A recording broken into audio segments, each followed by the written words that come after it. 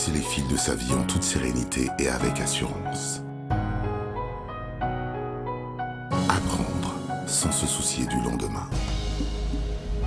Réaliser ses rêves sans oublier l'essentiel. Notre rôle, vous assurer un avenir de qualité en étant à votre écoute, authentique et toujours disponible. Travailler en toute sécurité. Notre famille au service de la vôtre. Choisissez vos fils, nous tissons votre avenir avec assurance. NCA Bank, le vrai visage de la banque. Le pays organisateur de la CAN a été éliminé lors des 4 de ses 6 dernières demi-finales dans la compétition. Oui, depuis 2010, nous n'avons plus souvent assisté à la qualification en finale des pays organisateurs. Le dernier en liste, c'était l'Égypte. La deuxième demi-finale de la Coupe d'Afrique des Nations CAN 2021 a livré son verdict hier jeudi au stade Olembe de Yaoundé avec la qualification de l'Égypte. L'Égypte a eu raison du Cameroun. Le Cameroun va rejoindre le Burkina Faso en match de classement. Pratiquement comme le match d'ouverture ami du Coran et du foot. La fête de la CAN s'achemine vers sa fin, mais nous, notre plateau est encore vivant. Vivant en ce sens que la NCA Bank nous permet toujours, en compagnie de notre expert et consultant plateau, Moussa Latondi, qu'on ne présente plus, de vivre cette CAN, même si nous sommes restés au pays, au Bénin. Notre plateau, la CAN de Moussa, eh bien Moussa Latondi, bienvenue sur ce plateau. Salut Isidore. Vous avez suivi avec nous le match Cameroun-Égypte. Qu'est-ce qu'on peut retenir? Oui, c'était un match attendu de tout le monde. Et on pensait que ce serait un match comme l'autre demi-finale qu'on avait suivi, le Sénégal et Burkina Faso. Oui. Mais ça n'a pas été le cas. C'était un match, disons, à piège, je vais dire. Un match que les Camerounais, pour eux, c'est de gagner le match, c'est de se rendre en finale. Oui. Mais ça n'a pas été le cas. Et on a vu une équipe camerounaise qui était vraiment, je vais dire, agressive. Ils ont utilisé la force, mais ça ne passait pas, puisqu'ils n'arrivent pas à jouer collectivement. Ils ont joué individuellement, vous avez vu, et chacun voulait faire son numéro, et ce qui n'a pas du tout marché. Ils sont arrivés avec la pression, mais les Égyptiens, eux, ils sont malins. Donc, ils arrivent à casser le jeu, leur rythme de jeu. Ils sont restés derrière, et les Égyptiens. Et ils ont fait sortir le ballon. Ils ont attendu au bon moment de sortir. Et ils arrivent à sortir. Il y a des moments même, ils arrivent à faire la pression sur les Camerounais. Et pour moi, normalement, c'est les Camerounais qui devaient faire ça dans la moitié du terrain des Égyptiens. Mais ça n'a pas été. Ça n'a pas été. Si on ne joue pas collectivement, et comme les Camerounais ils ont fait au début du tournoi, je ne pense pas qu'avec l'équipe égyptienne, là, avec une défense vraiment solide, qui peut passer les Égyptiens. Alors, dites-moi, est-ce qu'à cette étape de la compétition, est-ce qu'on peut prendre le risque de faire des jeux individuels? Pendant qu'on a tout le temps joué collectif pour venir jusqu'en demi-finale, est-ce que c'était l'occasion ou est-ce que c'est à cette étape où chacun doit développer son jeu?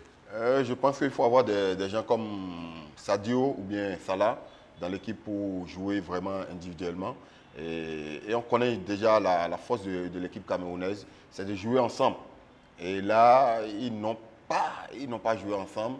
Et ils veulent jouer individuellement, ce qui n'est pas du tout à cette étape-là du tournoi.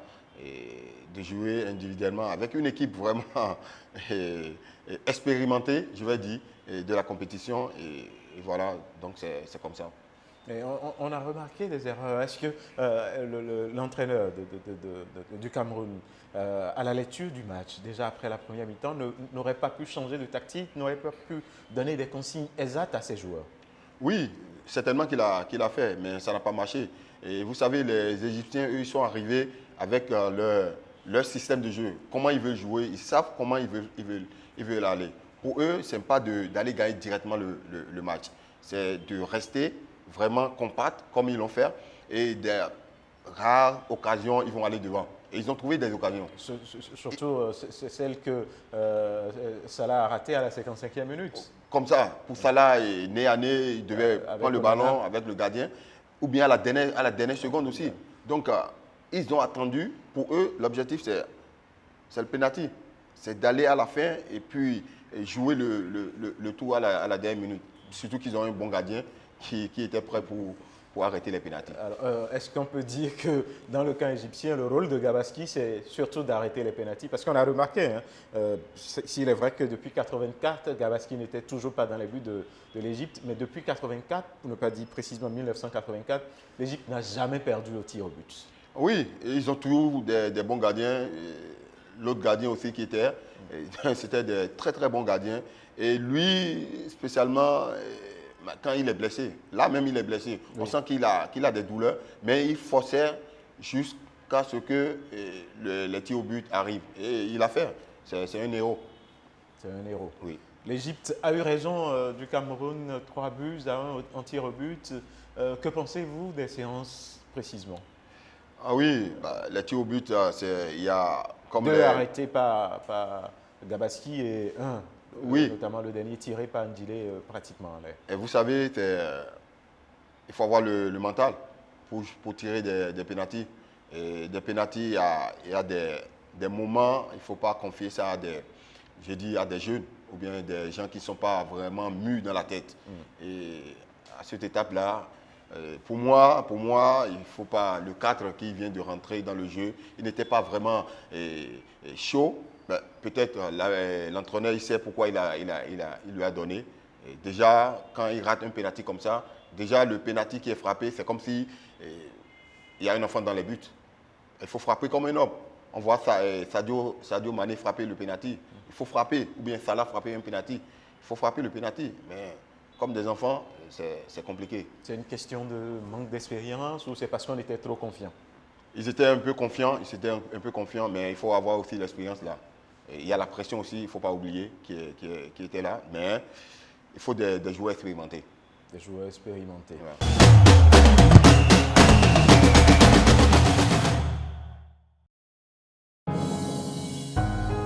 L'art de tisser les fils de sa vie en toute sérénité et avec assurance. Apprendre sans se soucier du lendemain. Réaliser ses rêves sans oublier l'essentiel. Notre rôle, vous assurer un avenir de qualité en étant à votre écoute, authentique et toujours disponible. Travailler en toute sécurité. Notre famille au service de la vôtre. Choisissez vos fils, nous tissons votre avenir avec assurance. NCA Bank, le vrai visage de la banque. De toute façon, l'Égypte retrouve le Sénégal en finale, ça va être dimanche. Et qu'est-ce qu'on peut espérer de cette rencontre? Oui, ça c'est...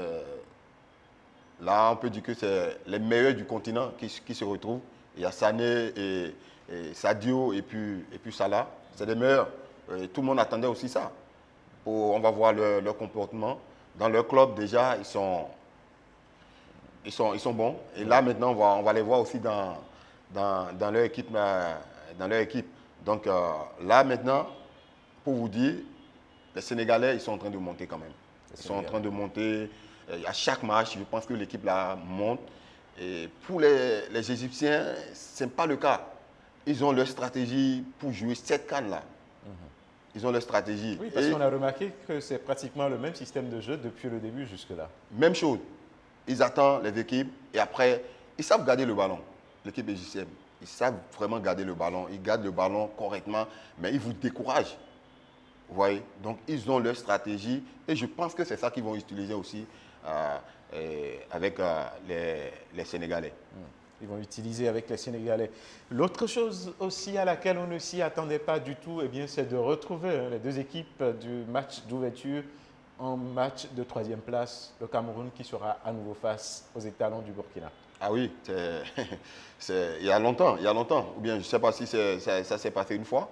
Et ils vont se retrouver encore. Et donc, c'est bien pour les Burkinabés. Ils doivent se venger, histoire de venger, puisque le premier match du tournoi, ça s'est passé avec les deux équipes là. Et là, maintenant, il faut qu'ils se disent non, et qu'ils veulent aussi prendre la 3e place pour rentrer au pays. troisième place pour entrer au pays. Et parlant justement du match d'hier, la dernière fois, on avait su apprécier le comportement de l'arbitre éthiopien. Qu'est-ce que vous pensez hier du sifflet de l'international Bakary Gassama? Oui, c'était pas mal aussi, c'était pas mal aussi. Devant moi, je l'ai trouvé un peu plus sévère sur les entraîneurs. Il a distribué presque tout sur les bancs. Et donc, certainement Oui, que... est-ce que c'est pas parce que ça boudait un peu sur les bancs et il voulait éviter que la pression redescende vers les joueurs? Oui, certainement. C'est certainement que le quatrième arbitre et le quatrième lui a dit des choses et que lui, il était un peu direct et donnait les cartons. Et il faut se méfier aussi avec les Maghrébins. C'est pas facile aussi de siffler leur match. Ils te mettent tellement la pression pour que tu siffles vraiment mal, quoi. Donc, je pense qu'il a bien sifflé aussi. Il a bien sifflé. En tout cas, c'était son 5e match dans ce tournoi Oui. et c'était sur le stade de Lembe. Ouais. On espère peut-être le retrouver ou retrouver encore l'Éthiopien en finale ou en match de classement. Je préfère l'Éthiopien en finale. Préférer l'Éthiopien en finale. Eh bien, ça, c'était un premier jeu. Et justement, parlant de finale, là, on a Sénégal, Égypte et Burkina, Cameroun. Oui. Vous pourrez maintenant prendre le risque de pronostiquer. Là, c'est compliqué. Vous avez vu la CAN, là, c'est pas si facile de pronostiquer. Mais je vais dire pour le Sénégal 2-1. Je vais dire pour le Sénégal.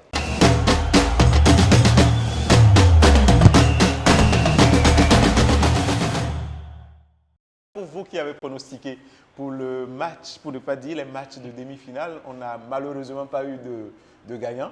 On n'a pas eu de gagnant, ce qui fait qu'on change alors de stratégie et on change également de mise. On augmente la mise pour la finale. Parce que pour la finale, ça va être le tout dernier numéro également que nous allons faire pour la finale. Donner le score exact du match avec, enfin, quand je dis score exact du match, c'est prolongation inclus. Et obtenez le maximum de réactions sur votre pronostic. Obtenez le maximum de réactions sur votre pronostic et gagnez. Si vous gagnez, bien sûr, vous repartez pour le premier avec un chèque cadeau de 50 000 francs CFA. Un chèque cadeau de 50 000 francs CFA. Et pour les deuxième et troisième, un chèque cadeau de 30 000 francs chacun. Donc, on sait très bien faire les choses à NTIA. Merci à vous qui continuez de nous suivre. On va se retrouver très bientôt pour notre dernier numéro. Ça va être en conclusion de cette CAN. On vous souhaite de pouvoir suivre les matchs de classement et de la finale. Et on retrouvera Moussa Latondi, pourquoi pas, sur ce plateau pour nos analyses et commentaires. Merci.